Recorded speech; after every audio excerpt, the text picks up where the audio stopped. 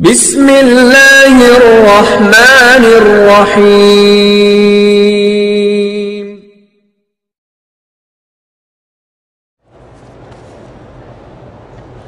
اکثر نماز میں دھیان نہیں رہتا، خشوع پیدا نہیں ہوتا، تو نماز میں جو پڑھا جاتا ہے اس کے ایک ایک لفظ پہ غور کرو۔ الحمدللہ رب العالمین الرحمن الرحیم، جب غور کریں گے تو چند دنوں میں خشوع خضوع ہو جائے گا۔ طواف کے ایک چکر میں اشارہ بھول گیا، کوئی بات نہیں، والدہ زندہ آپ عمرہ کر سکتے ہیں ان کے لیے۔ میری شادی کو 8 سال ہو گئے، اولاد نہیں ہے، تو رب لا تذرنی فردا وانت خیر الوارثین، یہ دعا پڑھا کرو۔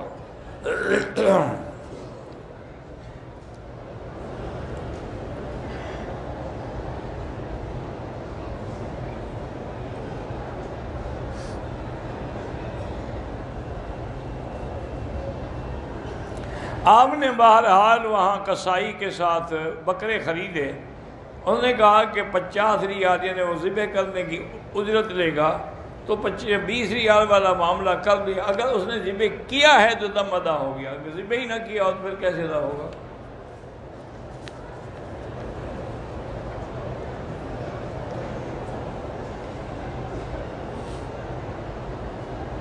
رقم مجھے ملی ہے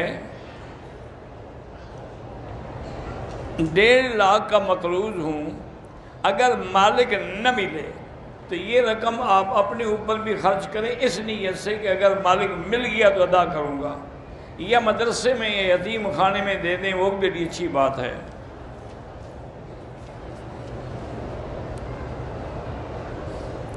اگر حالت احرام میں ہاتھ میں گھڑی باندھی ہو کوئی حرج نہیں،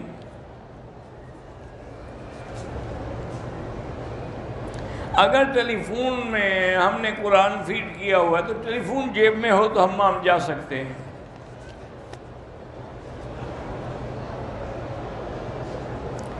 حضور پاک کے نام پر انگلیاں یا انگوٹھے چومنا خالص بدعت ہے، جس کا کوئی ثبوت نہیں۔ درود شریف پڑھا کرو۔ میرا 20 سال کا بیٹا تھا، بجلی کی شارٹ کی وجہ 2 مہینے پہلے وفات ہو گئی، اللہ اس کے درجات بلند کرے اور آپ کو صبر جمیل عطا فرمائے۔ میں نے جیرانہ سے عمرے کا احرام باندھا، طواف میں کندھا نکالنا بھول گیا، کوئی بات نہیں، کوئی دم نہیں۔ طواف کے بعد ویل چیئر سے ٹکرایا تو خون نکل آیا، سائی ختم کرنے کے بعد پتہ چلا ٹھیک ہو گیا، کوئی بات نہیں۔ واجب الطواف کے بجائے نفل کہہ دیا، لیکن پڑھی تو طواف کے لیے ہے نا، انشاءاللہ اللہ قبول کرے گا۔ انسان اشرف المخلوقات ہے، اللہ نے اتنا شرف دیا ہے کہ ملائکہ نے آدم کو سجدہ کیا ہے۔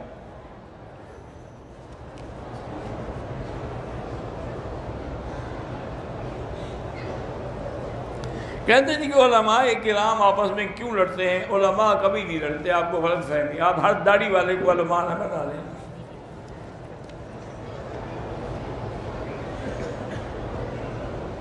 اگر نکاح میں گواہوں کی ضرورت ہے، چونکہ اس سے زندگی گزارنے کا تعلق ہے، طلاق میں تو ختم کرنے کا تعلق ہے، آگے تو گزارنے نہیں، اس لیے اس میں گواہوں کی ضرورت نہیں ہوتی۔ میں سرکاری ملازم ہوں، میرا خامند رات بھر کمپیوٹر پہ قرآن کی تلاوت لگا کے سنتے سنتے سو جاتا ہے، کیا یہ شرعاً جائز ہے؟ جائز تو ہے، لیکن بیوی کے حقوق بھی تو ادا کرے نا۔ یہ تو باقاعدہ واقعہ ہے حدیث میں کہ حضرت ابو الدرداء رضی اللہ تعالی عنہ کے گھر میں بہت بڑے جلیل القدر صحابی ہیں، ان کے گھر میں ایک ان کے ملنے والے دوست آئے، وہ بھی صحابی تھے، تو انہوں نے دیکھا کہ حضرت ابو الدرداء کی بیوی جو ہے وہ بڑی اجڑی پجڑی اور عام سادہ بادہ کپڑے، نہ کوئی غسل، نہ اچھے کپڑے، نہ کچھ۔ انہوں نے کہا بیوی تمہیں، بہن تمہیں کیا ہے؟ انہوں نے کہا کہ میں کس کے لیے بنوں سنوروں؟ میرا خاوند دن کو روزہ رکھتا ہے، رات کو تہجد پڑھتا ہے، تو میں کس کے لیے کپڑے پہنوں؟ اس لیے مجھے پھر یہی ہوتا ہے کہ مجھے بھی نہیں، تو تو انہوں نے ابو الدرداء کو بلایا اور کہا کیا کر رہے ہو تم؟ لازماً تم نے یہ نفل پڑھنے سے بیوی کا حق ادا کرنے کا زیادہ ثواب ہے، تم اپنی بیوی کے حقوق ادا کرو۔ ایک دفعہ حضرت عمر رضی اللہ عنہ چونکہ بہت بڑے محدث تھے، ملہم تھے نا جی، ایک صحابی ہے، انہوں نے کہا حضرت آپ کہتے ہیں کہ بیوی کا حق ادا کرو، تو اس کا حق کتنا ہے؟ آپ نے فرمایا اچھا مجھے تم یہ بتاؤ کہ ایک آدمی کتنی بیویاں کر سکتا ہے؟ انہوں نے کہا جی 4۔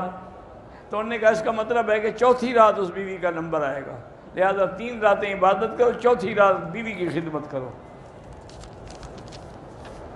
اس کو مسئلہ سمجھ آ گیا؟